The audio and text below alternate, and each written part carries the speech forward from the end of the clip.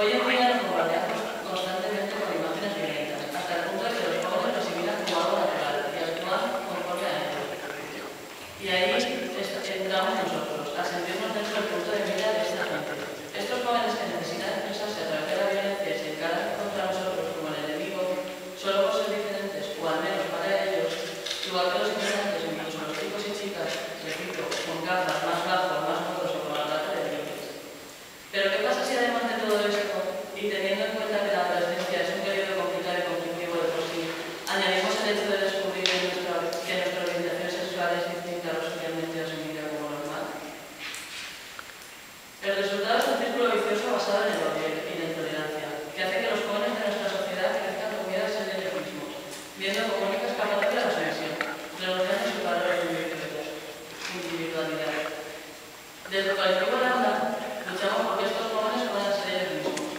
luchando por concienciar a la sociedad de que diferencia no es igual al mismo. Por ello queremos llevar este mensaje desde escuelas, que llegue a las familias y ahonde en la sociedad, ayudados por medidas políticas que nos faciliten este trabajo de lucha contra la xenofobia, homofobia, transfobia, bifobia y demás prejuicios que generamos por el miedo a lo desconocido. Para ello debemos educar a la sociedad haciendo hincapié en la dimensión en la escuela de institutos, en las escuelas e institutos. En estos momentos, Lambda, desde la Comisión de Educación, junto con el apoyo de otros grupos, está llevando a cabo charlas, talleres, jornadas y debates para informar tanto a alumnos como profesores y padres acerca de las personas LGTB y los temas que nos conciernen. Además, fuera del ámbito escolar, Lambda posee una serie de servicios, grupos y comisiones de asesoramiento, apoyo y acompañamiento a personas LGTB, en las que, por supuesto, participan los jóvenes, como puede ser el grupo de lesbianas, grupo de identidad de género y transexualidad, zona de intensidad, grupo de ocio, grupo de ayuda mutua. En los más dinámicos se encuentra el nuestro. También existe un grupo dedicado a la participación de los padres y madres con hijos LGTB, así como el servicio Inforosa, que se lleva a cabo telefónicamente en la propia sede o jornada, en la que cualquier persona puede resolver sus dudas, expresar inquietudes o ser acompañadas emocionalmente en momentos difíciles, tocando temas como la transmisión de VIH, SIDA e ITS, problemas familiares, visibilidad y homofobia.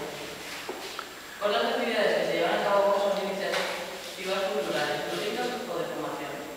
como pueden ser distribuciones de información, fiestas solidarias, campañas de sensibilización,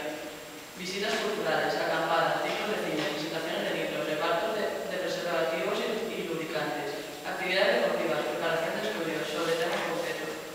investigación y denuncia a la prensa en situaciones de homofobia y transfobia, talleres de sexo y mujeres.